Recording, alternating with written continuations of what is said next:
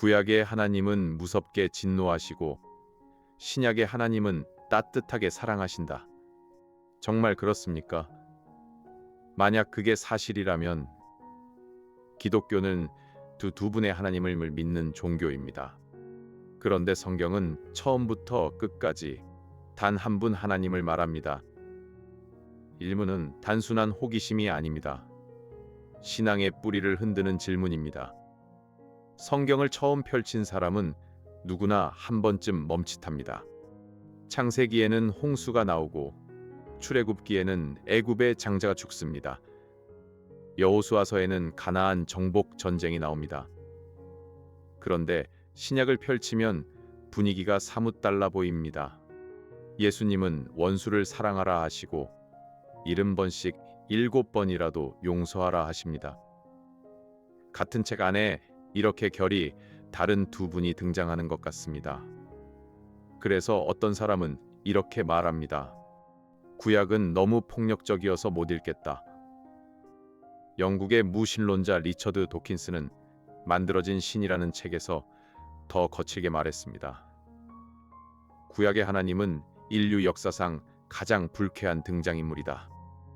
이 한 줄이 많은 한국 청년 신자에게도 흔들림을 주었습니다. 그래서 우리는 정확하게 답을 가지고 있어야 합니다. 구약과 신약의 하나님은 같은 분이신가? 답은 분명히 같은 분이십니다. 오늘은 그 이유를 차분히 풀어봅니다. 이 질문은 사실 새로운 게 아닙니다. 무려 1800년 전 이미 같은 결론을 내린 사람이 있었습니다. 이름은 마르키온입니다. 2세기 초 지금의 터키 북부 지역에서 활동한 사람이었습니다. 그는 부유한 선주의 아들이었고 한때 교회 안에서 영향력이 컸습니다. 그런데 그는 어느 날 이렇게 선언했습니다. 구약의 하나님과 신약의 하나님은 같은 분이 아니다. 구약의 하나님은 율법으로 사람을 짓누르는 작은 신이고 진짜 하나님은 예수님이 처음 알려주신 사랑의 하나님이다. 마르키오는 자기 결론에 맞게 성경을 잘라냈습니다. 구약 전체를 버렸습니다. 신약에서도 누가복음 일부와 바울 서신 10권만 남기고 다 없앴습니다. 예수님과 구약을 이어붙이는 모든 흔적을 지운 것입니다. 당시 교회는 이 주장을 진지하게 검토했습니다. 그리고 분명하게 거부했습니다. 144년 로마 교회는 마르키온을 출교했습니다. 왜 그랬을까요? 마르키온의 주장이 그럴듯해 보였지만 사실은 성경의 가장 기초를 무너뜨리고 있었기 때문입니다. 예수님이 직접 인용하시고 사랑하셨던 그 성경이 바로 구약이었습니다. 예수님께 구약은 아버지의 말씀이었습니다. 여기서 우린 한 가지 사실을 배웁니다. 구약과 신약을 갈라보고 싶은 충동은 인간이 자주 빠지는 오래된 함정입니다. 그러나 교회는 처음부터 이렇게 답해왔습니다. 한 분 하나님, 한 권의 책, 한 줄의 구원사. 그렇다면 구약과 신약의 인상이 정말 그렇게 다를까요? 차분히 들여다보면 사람들이 가진 그림 자체가 한쪽으로 치우쳐 있습니다. 먼저 구약을 보겠습니다. 구약은 진노만 가득한 책이 아닙니다.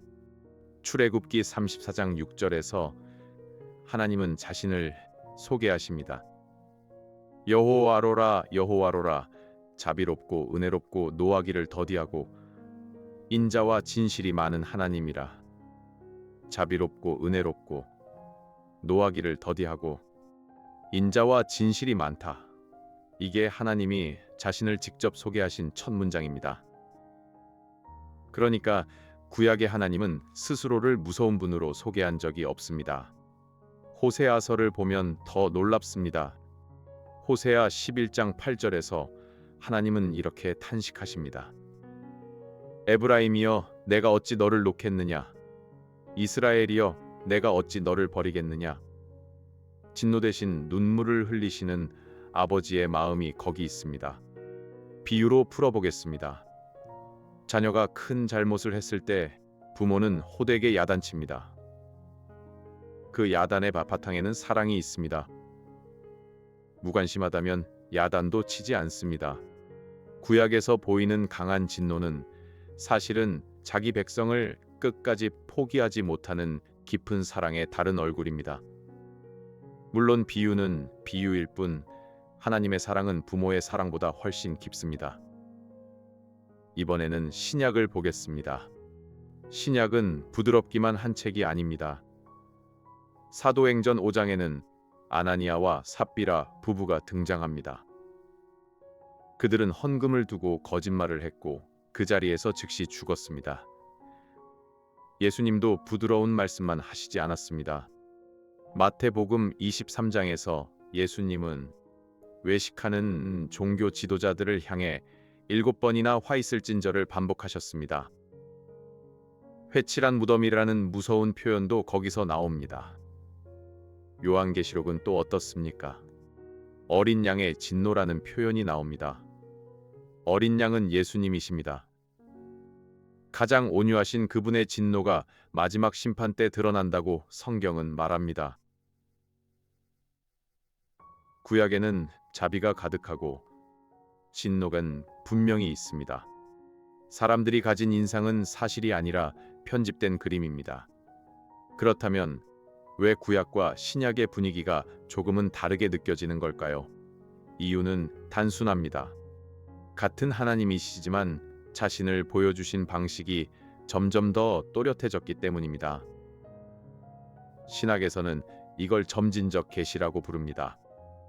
어려운 말처럼 들리지만 뜻은 단순합니다.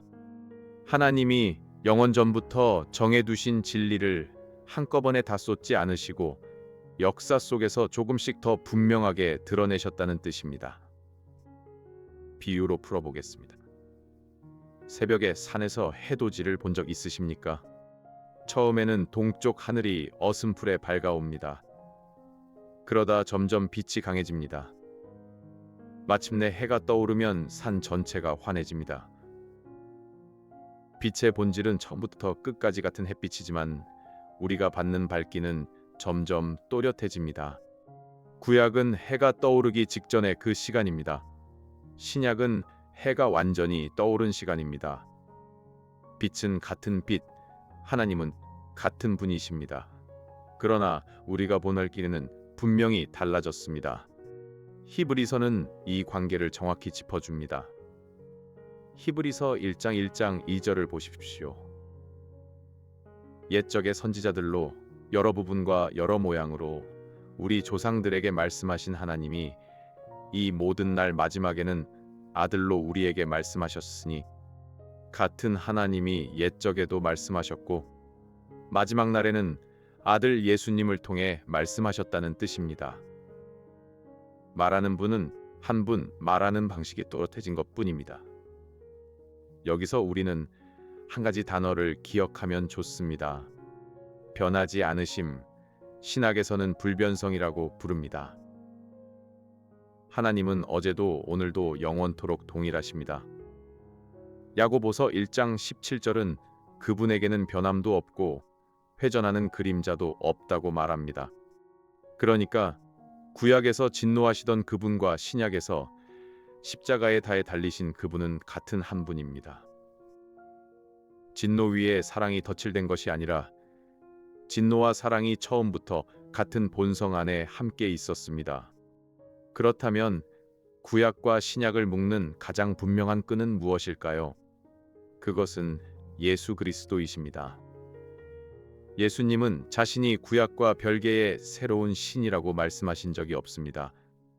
오히려 정반대로 말씀하셨습니다. 요한복음 8장 58절에서 예수님은 이렇게 말씀하셨습니다. 아브라함이 나기 전부터 내가 있느니라. 여기서 내가 있느니라는 표현은 출애굽기 3장 14절에서 하나님이 모세에게 자신을 소개하신 그 이름 그대로입니다. 나는 스스로 있는 자. 예수님은 지금 자신이 구약의 그 하나님이라고 선언하신 것입니다. 그 자리에 있던 사람들도 그 뜻을 정확히 알아들었습니다.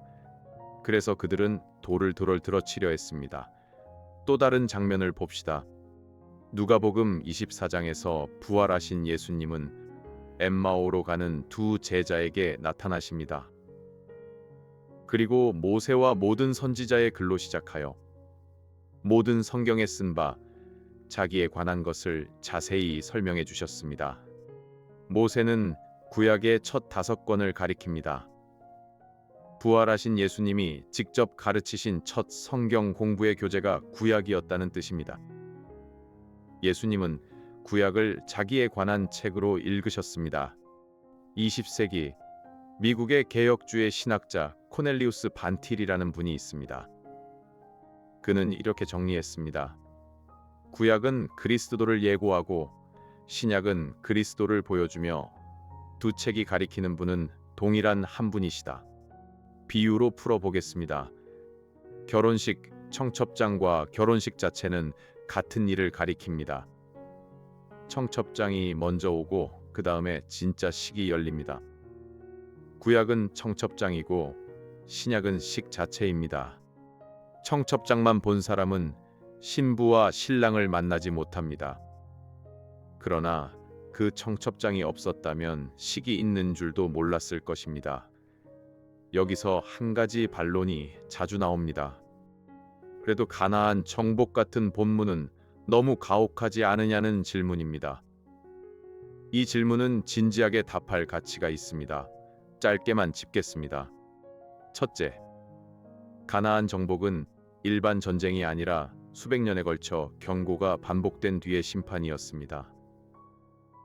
창세기 15장 16절에서 하나님은 아모리 족속의 죄악이 아직 가득 차지 않았다고 말씀하시며 400년을 기다리셨습니다. 둘째, 구약의 심판 본문은 결국 마지막 심판을 미리 보여주는 그림입니다. 신약의 십자가와 마지막 날 어린 양의 진노가 같은 진리의 다른 면입니다. 그렇다면 이 진리는 우리 일상에 어떻게 닿습니까? 첫째, 구약을 두려워하지 말고 사랑하게 됩니다. 시편의 기도, 잠언의 지혜, 이사야의 위로가 그대로 내 것이 됩니다. 이것은 다른 신의 이야기가 아니라 내가 예배하는 그 하나님의 이야기입니다. 둘째, 사랑과 거룩을 함께 붙들게 됩니다. 어떤 사람은 하나님의 사랑만 강조해서 죄에 무뎌집니다. 어떤 사람은 하나님의 진노만 강조해서 두려움에 사로잡힙니다. 그러나 구약과 신약을 한 분 하나님의 이야기로 읽으면 사랑은 거의 약하지 않고 거룩은 결코 차갑지 않다는 사실을 알게 됩니다. 셋째, 신앙이 흔들릴 때 든든해집니다. 누군가 구약은 너무 끔찍하다고 도전할 때 우린 떨지 않고 답할 수 있습니다. 한 분 하나님이 점점 더 밝게 자신을 드러내셨다. 그 절정이 예수 그리스도이시다. 이 한 줄이면 충분합니다. 오늘 짧은 묵상 한 가지로 끝을 맺습니다. 오늘 밤 잠들기 전에 시편 한 편과 요한복음 한 장을 함께 펴보십시오. 두 본문 뒤에 같은 한 분이 계시다는 사실을 느껴보시기를 권합니다. 이 채널은 한 번씩 품어봤을 깊은 질문을 보수적 개혁주의 신학으로 풀어봅니다. 다음 영상이 궁금하시다면 구독으로 함께 해주시기를 부탁드립니다. 이 영상은 보수적 개혁주의 신학의 입장에서 제작된 변증학적 콘텐츠이며 모든 신학적 견해를 대변하지 않습니다. 본인의 신앙 공동체 및 목회자와 함께